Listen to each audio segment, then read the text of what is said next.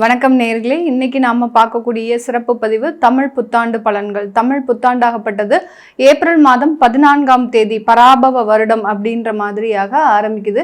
இந்த பராபவம் அப்படின்னு சொன்னோம்னா சுழற்சி முறை அப்படின்னா அதற்கு உண்டான ஒரு பொருள்.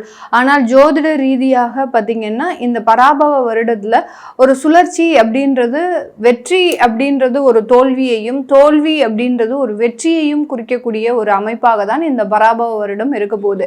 யார் யாருக்கெல்லாம் நீங்க நன்மைகள் கிடைக்கல அப்படின்னு நினைக்கிறீங்களோ அவர்களுக்கு எல்லாருக்குமே ஒரு நன்மைகள் கிடைக்கக்கூடிய ஒரு ஆண்டாகவும், தோல்வியே இல்லாத சில நபர்களுக்கு இந்த ஆண்டு ஒரு தோல்வியை கொடுக்கக்கூடிய ஒரு ஆண்டாகவும் தான் இந்த பராபவ வருடம் இருக்க போகுது.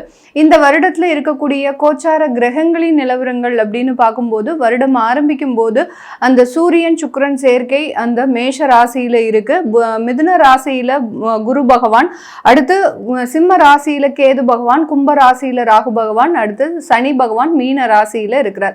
இதுதான் வருடம் ஆரம்பிக்கும் போது இருக்கக்கூடிய கோச்சார கிரகங்களின் நிலவரங்கள்.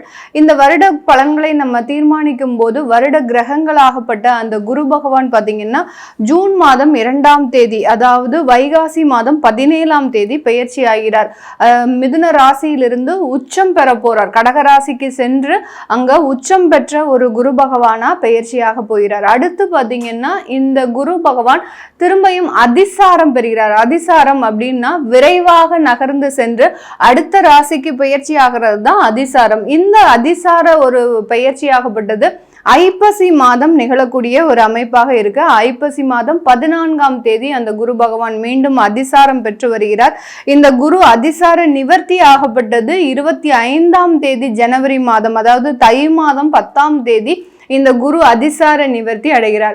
இதுதான் இந்த இடத்துல இருக்கக்கூடிய ஒரு முக்கியமான கிரகங்களின் பெயர்ச்சி. அடுத்து ராகு கேது அப்படின்னு சொல்லக்கூடிய அந்த நிழல் கிரகங்களாகப்பட்ட அந்த சர்ப்ப கிரகங்களின் பெயர்ச்சியாகப்பட்டது கார்த்திகை மாதம் 19ஆம் தேதி, அதாவது டிசம்பர் மாதம் 6ஆம் தேதி அந்த கேது பகவான் சிம்ம ராசியிலிருந்து கடக ராசிக்கும், ராகு பகவான் கும்ப ராசியிலிருந்து மகர ராசிக்கும் பெயர்ச்சியாகி வருகிறார். இது வக்ர கிரகங்கள் அப்படின்றதுனால அது ரிவர்ஸ்ல தான் எப்போதுமே இதனுடைய சுழற்சி இருக்கும். சனி பகவான் இந்த தமிழ் வருடத்துல பராபவ வருடத்துல மீன ராசியில இருந்து வக்ரம் அடைகிறார். எப்போ வக்ரம் அடைகிறார் சனி பகவான் அப்படின்னு பார்க்கும்போது கார்த்திகை மாதம் 24ஆம் தேதி, அதாவது டிசம்பர் மாதம் 11ஆம் தேதி வக்ரம் அடைகிறார்.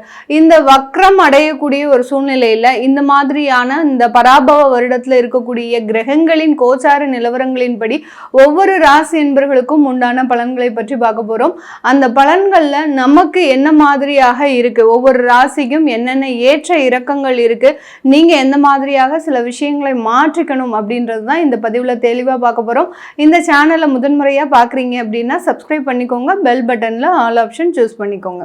விருச்சிக ராசி என்பர்கள் காலபுருஷனுக்கு 8ஆம் இடத்துல இருக்கிறதுனால நீண்டகால ஒரு பிரச்சனைகள், நீண்டகால கடன்கள், நீண்டகால போராடக்கூடிய ஒரு அமைப்பு வாய்ந்தவர்கள் இந்த விருச்சிக ராசி என்பர்கள். இவர்களினுடைய ராசியில சந்திரன் நீச்சம் அடைகிறார். நீச்சம் அப்படின்னா என்ன அப்படின்னா உச்சம் பெறும்போது இந்த கிரகத்தினுடைய பலம் 2 மடங்காகவும், நீச்சம் அடையும் போது அந்த கிரகத்தினுடைய பலம் 2 மடங்காக குறைவாகவும் இருக்கக்கூடிய ஒரு நேரமாக இருக்கும்.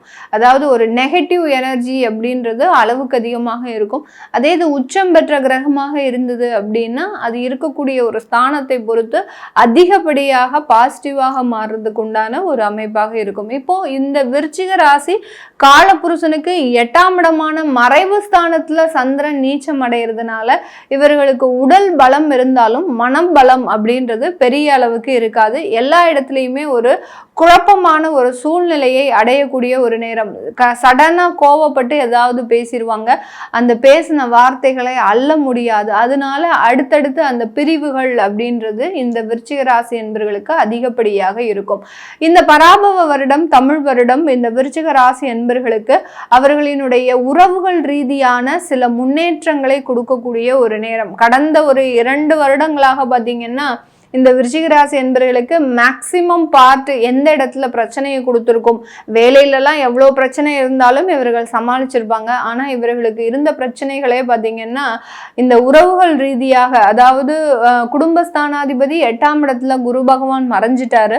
அடுத்து 4ஆம் இடத்துல ராகு பகவான் சுகஸ்தானத்துல இருக்காரு. 5ஆம் இடத்துல சனி பகவான். வேற எந்த ஸ்தானமும் தேவையே இல்லை. இந்த 3 ஸ்தானங்களே போறோம் மிகப்பெரிய அளவுக்கு பிரச்சனையை கொடுக்கறதுக்கு. ஏன்னா உறவுகள் ரீதியான பிரிவுகள் அப்படின்றது அதிகரிச்சுக்கிட்டே போயிருக்கும்.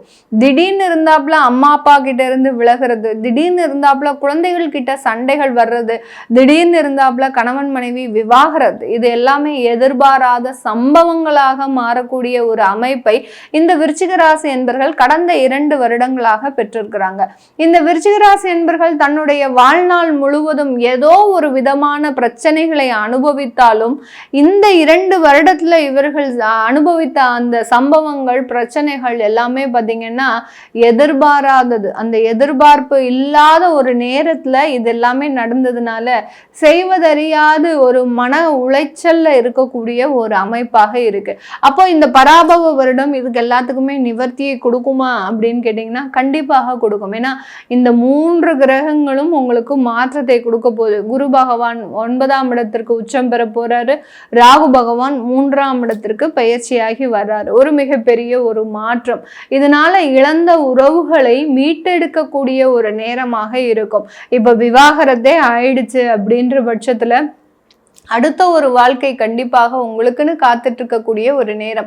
இந்த விருச்சிக ராசி அன்பர்கள்ல ரொம்ப பாவப்பட்ட ஜென்மங்கள் அப்படின்னு சொன்னோம்னா யாரு நபர்கள், எந்த நபர்கள் அப்படின்னு கேட்டோங்கன்னா அந்த விருச்சிக ராசி அன்பர்கள்ல 25 வயதுல இருந்து 35 வயதுக்குள்ள இருக்கக்கூடியவர்கள் அதிகப்படியான ஒரு நம்பிக்கை துரோகத்தை அனுபவிச்சிருப்பாங்க.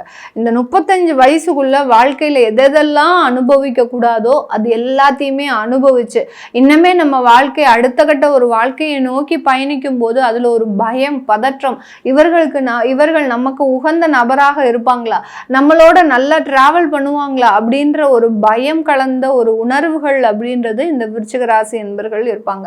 இந்த மாதிரியாக இந்த 35 வயதுக்குள்ள இருக்கக்கூடியவர்களுக்கு இந்த தமிழ் வருட புத்தாண்டு மிகப்பெரிய ஒரு மாற்றத்தை, உங்களுக்கு உண்டான வாழ்க்கை வெளிச்சத்தை கொடுக்கறதுக்கு உண்டான ஒரு நேரம். ஒரு இருட்டறையில கிடந்துக்கிட்டு என்ன செய்வதுன்னு தெரியாது இருந்த இந்த விருச்சிக ராசி அன்பர்களுக்கு ஒரு வெளிச்சத்தை கொடுக்கக்கூடிய ஒரு நேரம். அந்த வெளிச்சத்தினால இந்த பாதை தான், நீ தைரியமா எந்திரிச்சு வரலாம், யாராவது நம்மளுக்கு சொல்ல மாட்டாங்களா, அந்த மாதிரியான ஒரு ஏக்கங்கள். கண்டிப்பாக நான் சொல்றேன், இந்த விருச்சிக ராசி அன்பர்கள் இந்த தமிழ் வருடத்துல அந்த வெளிச்சத்தை நோக்கி நீங்க தாராளமாக பயணிக்கலாம். அதன் மூலமாக உங்களுடைய வாழ்க்கை மிகவும் ஒரு அற்புதமான ஒரு வாழ்க்கையாக மாறக்கூடிய ஒரு நேரமாக இருக்கும். குழந்தை பாக்கியம் இல்லாதவர்களுக்கு அந்த குழந்தை பாக்கியமும் ஏற்படக்கூடிய ஒரு தருணமாக தான் இருக்க போகுது. நிறைய விருச்சிக ராசி என்பவர்களுக்கு பெண் குழந்தைகள் பிறக்கக்கூடிய ஒரு நேரம். ஏன்னா ஆண்கள்னால நிறைய ஒரு வெறுப்புகளை அனுபவித்த இந்த விருச்சிக ராசி என்பவர்கள் தனக்குன்னு ஒரு பெண் குழந்தை தான் வேணும் அப்படின்ற மாதிரியாக ஒரு முழுமையான ஒரு பிரார்த்தனையோட இருப்பாங்க. இந்த பிரார்த்தனைகள் 100% நிறைவேறக்கூடிய ஒரு ஆண்டாக தான் இந்த தமிழ் வருடம் இருக்க போகுது. அதனால உங்களுக்கு பிடித்தமான வாழ்க்கை, உங்களுக்கு பிடித்தமான வரன்கள், உங்களுக்கு பிடித்தமான வேலைகள், நீங்க செய்யக்கூடிய தொழில்ல அதிகப்படியான லாபங்கள், அடுத்தடுத்து உங்களுடைய தொழில்ல வளர்ச்சிகள், இப்படி நாலா பக்கமும் நிறைய ஒரு வளர்ச்சிகளை அடையக்கூடிய ஒரு ஆண்டாக தான் இந்த விருச்சிக ராசி என்பவர்களுக்கு இருக்க போகுது. வெளிநாட்டில் இருக்கக்கூடியவர்களுக்கு நிறைய பேருக்கு விசா சம்பந்தப்பட்ட பிரச்சனைகள். நிறைய விருச்சிக ராசி என்பர்கள் நான் இந்த காலகட்டம் விசா முடியுது, நான் பேக் டு இந்தியா வரலான்னு இருக்கிறேன் அப்படின்னு சொன்ன நபர்கள் நிறைய பேர். என்னுடைய கிளையன்ஸே பார்த்தீங்கன்னா நான் உங்களுக்கு கிடைக்கும் அப்படின்னு நம்பிக்கையோட அவங்களுக்கு நான் சொன்னாலும் கூட அவங்களுக்கு இருக்கக்கூடிய அந்த மனப்பதற்றம், அதுதான் அந்த சந்திரன் நீச்சமாகக்கூடிய ஒரு சூழ்நிலை. அந்த மனப்பதற்றத்தினால அடிக்கடி ஃபோன் பண்ணிக்கிட்டே இருப்பாங்க, மேடம் எனக்கு கிடைச்சிடுமா அப்படின்னு கேட்டுட்டே இருப்பாங்க. உறுதியாக உங்களுக்கு இந்த விருச்சிக ராசி என்பவர்களுக்கு இந்த விசா சம்பந்தப்பட்ட பிரச்சனைகள்லாம் முழுமையாக தீரக்கூடிய ஒரு நேரம். 8ஆம் இடத்துல இருந்து குரு பகவான் 9ஆம் இடத்திற்கு உச்சம் பெற போறார், அடுத்து 10ஆம் இடத்திற்கு அதிசாரம் பெற போறார். அதனால இந்த தமிழ் வருடம் அப்படின்றது ஒரு முக்கியமான ஒரு வருடமாக, இதுவரைக்கும் இழந்த இழப்புகளை எல்லாத்தையுமே மீட்டெடுக்கக்கூடிய ஒரு சுழற்சி முறை வருடமாக தான் இந்த பராபவ வருடம் இந்த விருச்சிக ராசி என்பவர்களுக்கு இருக்க போகுது.